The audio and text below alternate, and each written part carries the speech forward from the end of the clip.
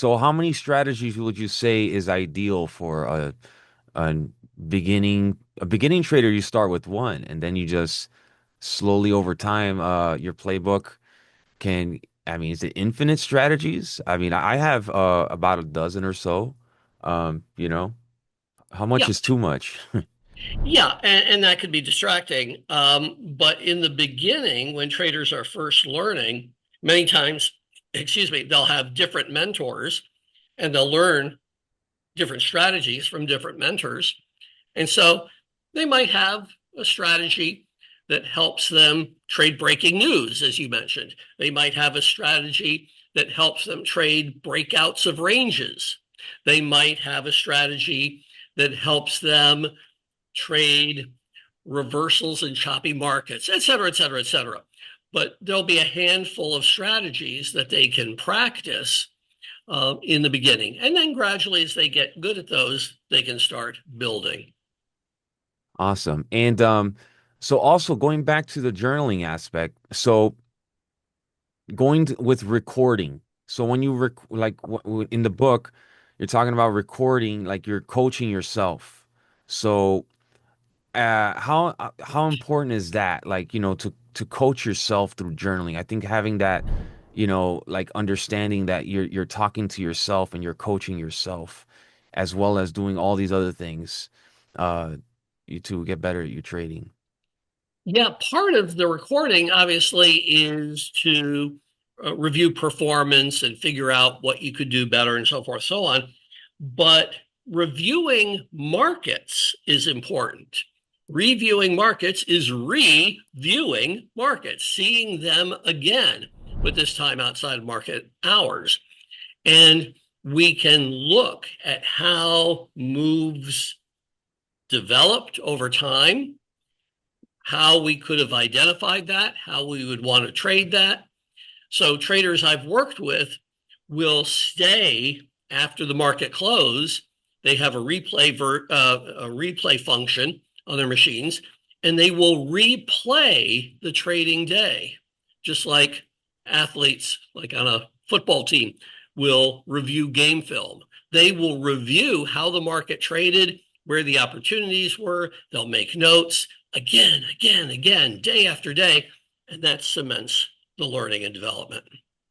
You mentioned the football videos that they watch the film, and I know some football players, some NFL athletes. I have a social club across the street that I go to, Yep, and I didn't realize how much film they actually watch. They spend a lot of time in the film room. It's like a very important part of their practice. So it's not just physical practice, but they're also practicing through film.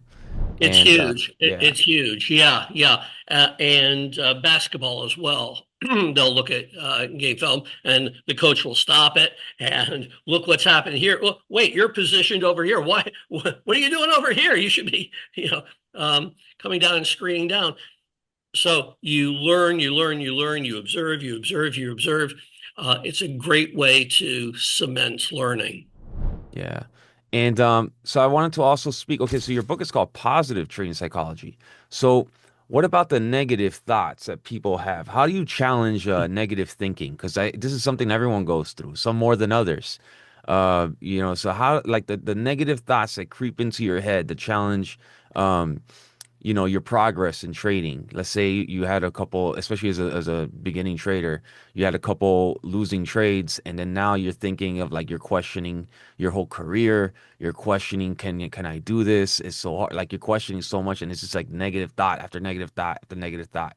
And then as an advanced trader, um, I still have some negative thoughts. Everybody has negative thoughts. So how do you challenge that to get the best performance? Yeah, even the best traders I've worked with, people at hedge funds who are managing hundreds of millions or $1 billion or more in capital, they have bad days. They have bad, losing periods in the market. And yes, they're achievement oriented. They feel really bad about that. But the key that I describe in the book is everything is learning. If we do something well, we can learn from it. If we mess up, we can learn from it. We want to step back from P&L, and this is why it's important to trade small in the beginning. Step back from P&L and learn, learn, learn. I messed this up. I didn't see this. What can I learn from it? How can I not mess up tomorrow? So you're embracing the loss as a learning opportunity. What I've often said to traders is you won't always have a positive trading P&L, but you always need to have a positive learning P&L. And that way, a loss on a trade is not a total loss.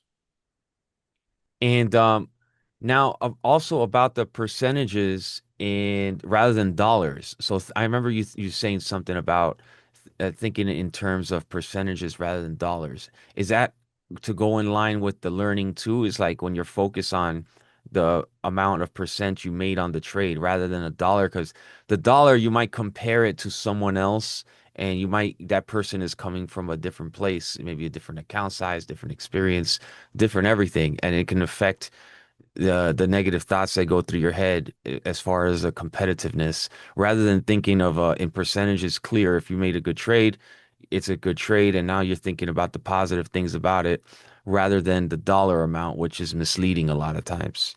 Yeah, what do you think?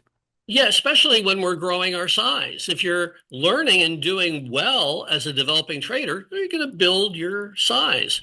And so you start out trading X and X amount of capital, and then you might go to X plus 20%, X plus 40%, X plus 60%. You increase the sizing of your trades.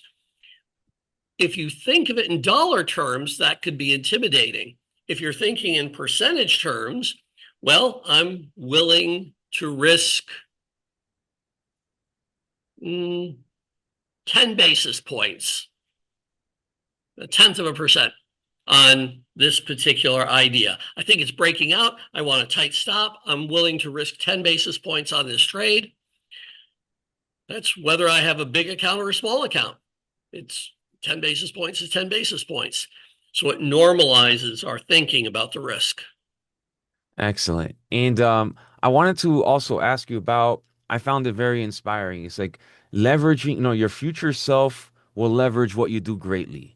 So can you expound on that? I think it's a great thing for everyone to understand. Yeah, we are building our future. And you want to think about this future that you're building. Turns out one of the most important ingredients of success in trading is a trait that psychologists call entrepreneurialism. The really great traders are entrepreneurs. They're building a business. They not only have positive feelings about their trading, they're not only profit oriented, but they are visionary. They're building something for the future. And by focusing on that future self and what you're building in your trading business and making that meaningful, trading all of a sudden becomes not only enjoyable, but inspiring.